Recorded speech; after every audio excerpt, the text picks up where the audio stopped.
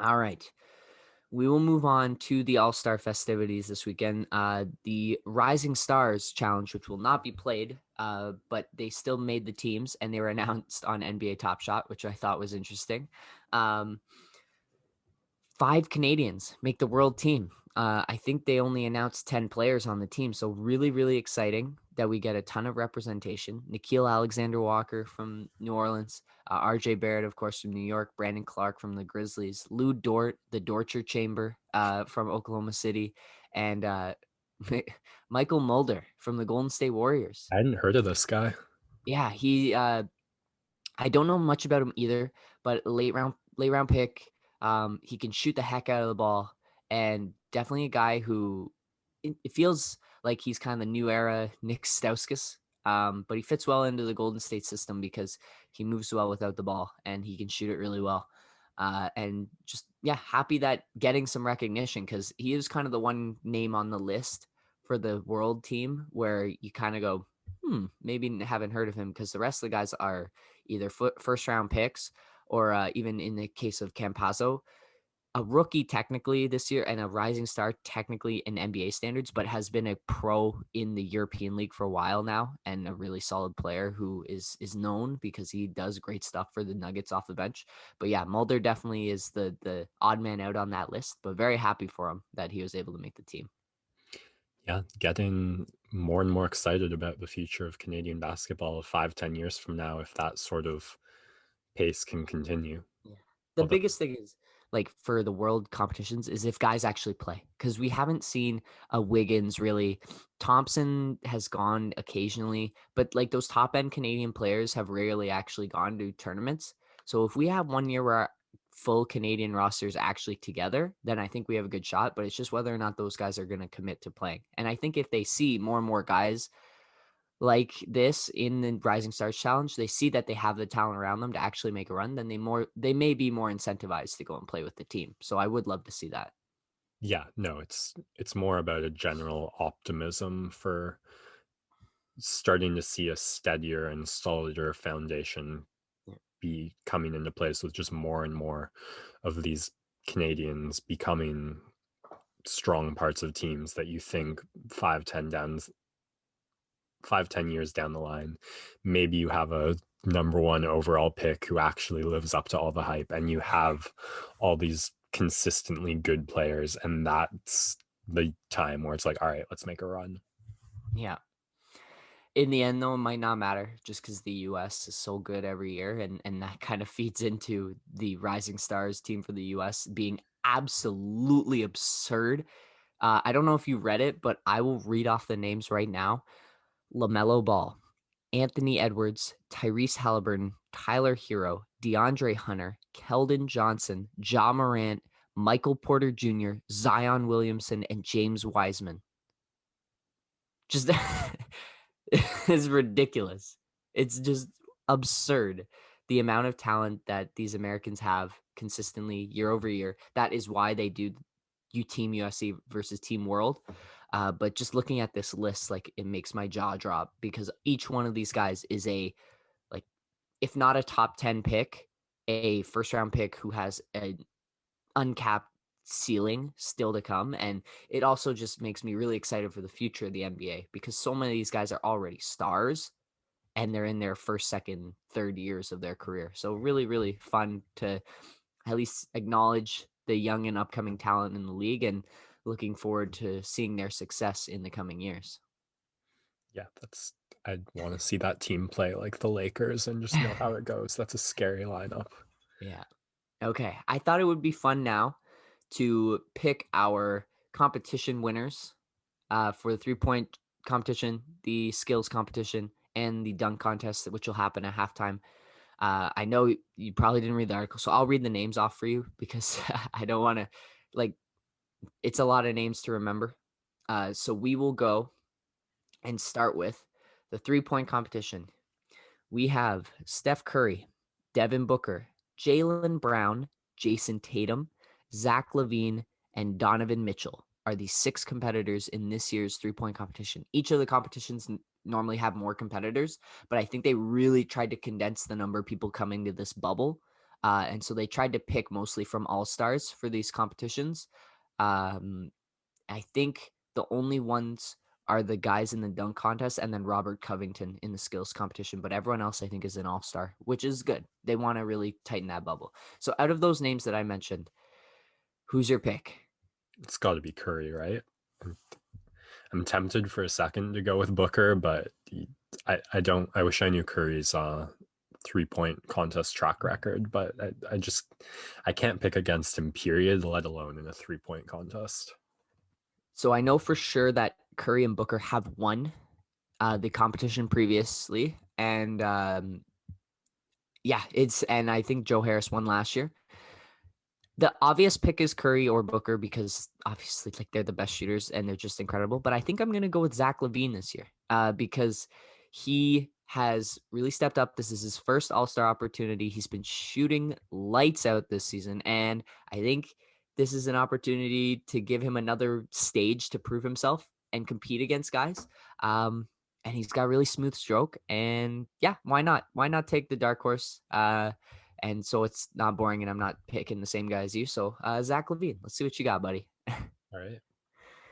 All right, we will move on to the skills competition, which involves the pass through the hoop, the layup, and the 3-point shot. It's really, and they dribble through the obstacles. It's not that exciting, but I just like the part where they match up the guard versus like the center, like when Jokic or Porzingis was doing it. It's fun to watch the guys of all shapes and sizes. So this year we have Luka Doncic, Domantas Sabonis, Julius Randle, Nikola Vucevic, Chris Paul, and Robert Covington. You go first this time. Okay.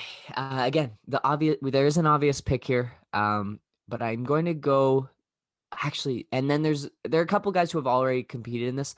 I think I'm going to go with Chris Paul because he seems like the guy who's the most intensely competitive out of all the guys in this competition, and he's a great passer, which is kind of the key. If you don't get this pass first try in this competition, you're usually pretty screwed. So I bet on him to get that pass in the net first try, and then he's just got to hit a layup and a 3. So I'm gonna go with Chris Paul. I'll take the obvious one then and say Luka. Make the case. He has a bit of a chip on his shoulder. He has a chance to let off some steam, tap into that competitive energy, and either he's going to give absolutely no fucks and just come out looking really flat, or he's going to come and dominate. So I'll bet on the latter. I would say another key competitor here is Sabonis. I believe he's done it in previous years, and he's a solid all-around player. Alrighty. We now go to the dunk contest, which only has 3 competitors this year. And the dunk contest is just so disappointing.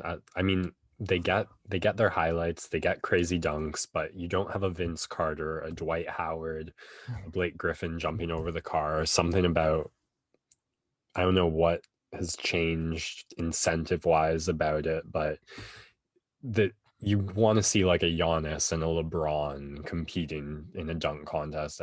You're about to read out some names, and I'm sure they're excellent dunkers, but you're not going to recreate that Superman moment. Yeah, it's tough, right? Because the level of creativity, athleticism, etc., is so high now that it's nearly impossible for one of these guys to do a new dunk.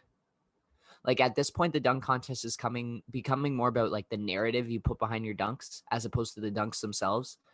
Like Superman. the truly last like kind of special dunks we've seen were from Zach LaVine and Aaron Gordon in 2016 when they were pulling out stuff we had never seen before. But it truly feels like now there's not a lot these guys can do that will make you lose your mind because at a certain point, like everyone's just so become numbed and used to that level of athleticism, which back in the 80s when Dominique and MJ, and then you have Vince Carter in the 2000s doing stuff that people hadn't seen before. It was that much more exciting. But now, because the guys are so freakishly athletic, they can do all those dunks that those guys were doing in 10, 20 years ago.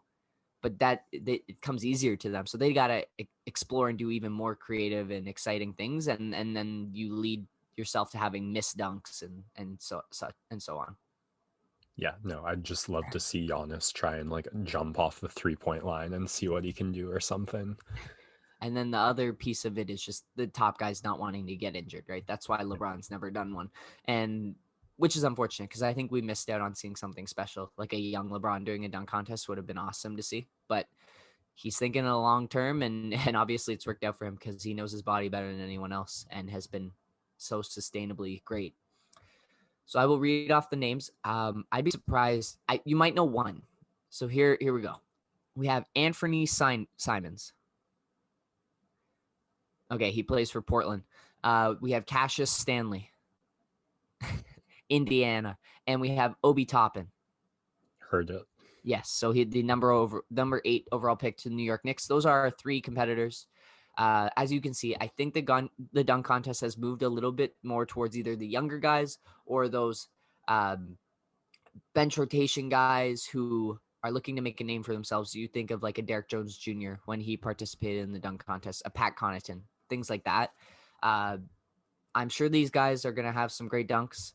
I'm going to go with Cassius Stanley because he's the guy that I know least about, which means he's probably the guy with the most exciting athleticism. I believe he's a guard. So I just always things favor the guards. Everything just looks a little bit better because they're smaller. So I'm going to go with Stanley. To preserve the integrity of my other picks, which were somewhat informed, I'm not going to make a completely uninformed pick. So who are you going with? No, I'm not. Oh, no pick at all. All right. Preserve the integrity of the other ones. Ain't no stopping Obi Toppin. He might pull out some Dayton Flyer dunks. And then Anthony Simons, he's a long, athletic dude. So I'm hoping it'll be something exciting. I think they went with 3 so that they didn't want the contest going too long so they could keep the halftime short and keep guys fresh. But yeah, hope they pull out something we never seen because obviously we're a little bit down on the dunk contest, but the dunk contest is something that like all you need is one kind of back and forth battle to really engage a ton of people. It's still like one thing people will gather around to see someone dunk a basketball. It's just an athletic feat that's so fun to watch. So even as much as you might be down on it, you're still going to watch it because it's fun, right? It's just fun. And you get stuff like Dwayne Wade putting up a 9 and then you'll have the memes for a year. So yeah, it's well suited. I think what it's become to just slot it in at the halftime show, I'm sure. Yeah. As long as that's well contained, it'll be a good dose of what it is. For sure. Okie dokie. We look forward to that All-Star night in Atlanta on Sunday night. But that wraps things up